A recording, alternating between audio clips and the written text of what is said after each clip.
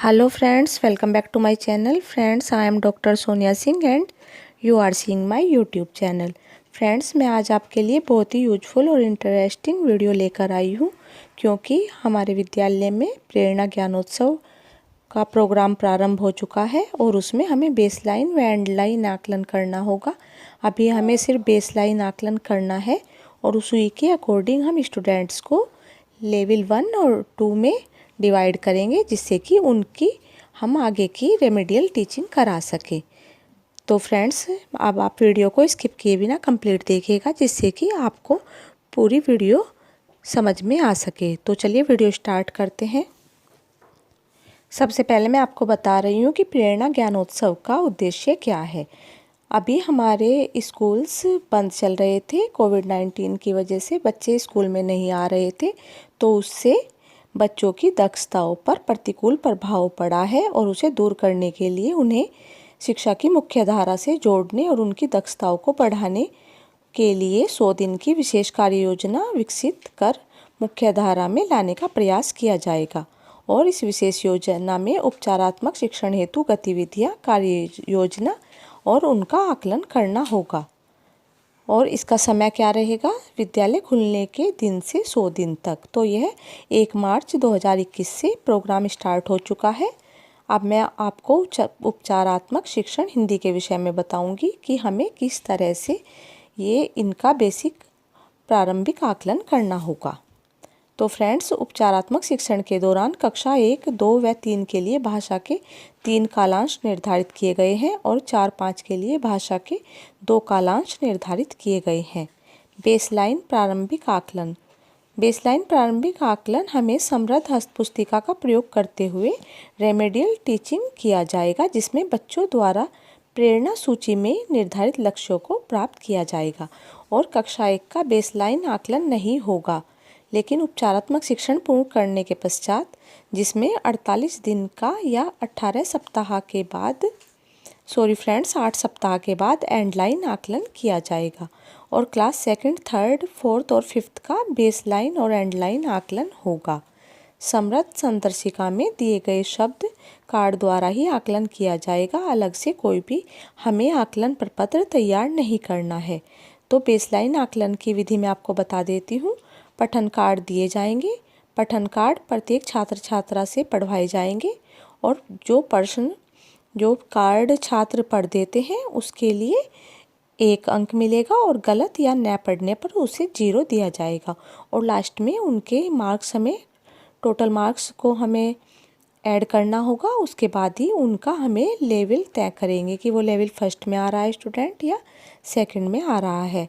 अब मैं आपको क्लास 2nd और 3rd के बारे में बता रही हूँ। शब्द कार्ड में दिए गए शब्दों 20 शब्द दिए गए हैं, में से 50% यानी कि 10% शब्द सही प्रवाह के साथ पढ़ने पर लेवल 1 या स्तर 1 प्राप्त होगा।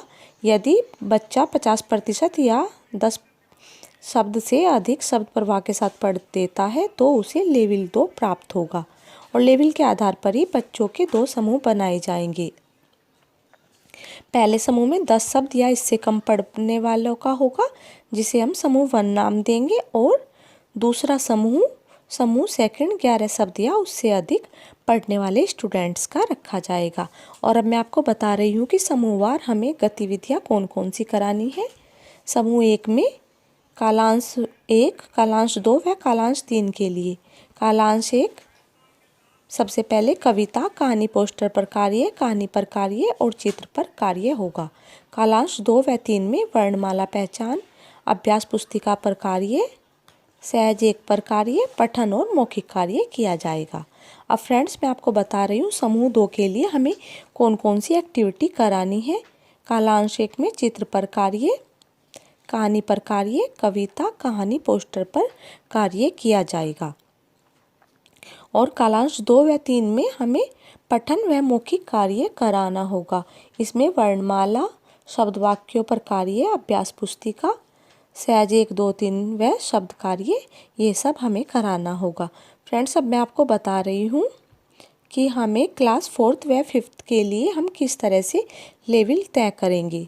सबसे पहले हम शब्द कार्ड में दिए गए शब्दों में से 50% अथवा उससे कम या 15 अंक या उससे कम लाने वाले बच्चे को लेवल 1 और 50% से जब बच्चा अधिक अंक प्राप्त कर लेगा, 15 अंक से वो अधिक ले आएगा, तो अगर वो इतना स्कोर बच्चा गेन करता है तो उसे हम लेवल 2 में रखेंगे और लेवल के आधार पर ही समूह का निर्धारण किया जाएगा।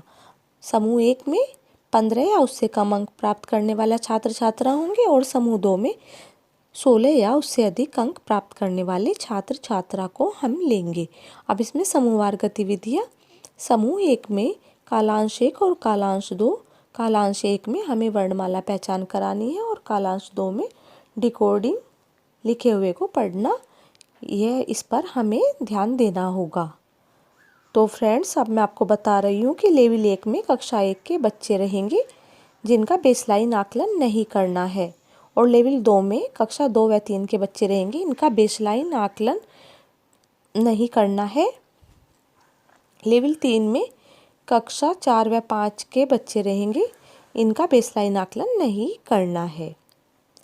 समूह 2 कालांश 1 और कालांश 2 में वर्ण और मात्रा की पहचान करनी है, ब्लेंडिंग, शब्द और वाक्य पठन और ग्रेड से शब्द बनाकर लिखना, और आकलन टूल्स का हमें प्रयोग करना है। लेवल 2 कक्षा 2 व 3 के लिए 20 शब्द दिए गए हैं। इन्हें घर, घास, गर्मी, ये फ्रेंड्स आप देख सकते हैं पिक्चर में, मैं आपके साथ शेयर कर रही हूँ। और लेवल 3 कक्षा 4 व 5 के इसे पाठ कार्ड दिए गए हैं। इसमें रोहित के घर के सामने एक बगीचा था, इस तरह की एक छोटी सी अनुच्छेद दिया गया है, बच्चे को वह पढ़ना होगा। और स्तर 2 स्तर 3 के लिए आकलन टूल्स में दिए गए शब्द कार्ड एवं पाठ कार्ड को बच्चों को पढ़ाना है। फ्रेंड्स, इसी तरह से आप स्कोरिंग प्राप्त करेंगे। और कक्षा 2 व 3 के लिए पठन, शब्द कार्ड, स्कोरिंग, बेसलाइन सर्वे के लिए मैं आपको दिखा रही हूँ। आप इसमें देख सकते हैं 20 शब्द कार्ड दिए गए हैं, उससे ही आपको बच्चों का आकलन करना होगा। और फ्रेंड्स, इसमें 2 पेज दिए गए हैं, आगे एक पेज पर 20 स्टूडेंट्स के नाम आएंगे। आप चाहे तो इसे फ़ोटोकॉपी करा सकते हैं और या चाहे तो आप इसे अपनी कॉपी में बना सकते हैं, बहुत ईजी है बनाना। अब मैं आपके साथ मैथ्स की रेमेडियल टीचिंग की कुछ गाइडलाइन यूज कर रही हूँ, बता रही हूँ मैं आपको। बेसलाइन और एंडलाइन आकलन हमें किस तरह से करना होगा। बेसलाइन और प्रारंभिक आकलन में समृद्ध हस्तपुस्तिका का प्रयोग करते हुए रेमेडियल टीचिंग किया जाएगा और बच्चों द्वारा प्रेरणा सूची में लक्ष्य प्राप्त किया जाएगा।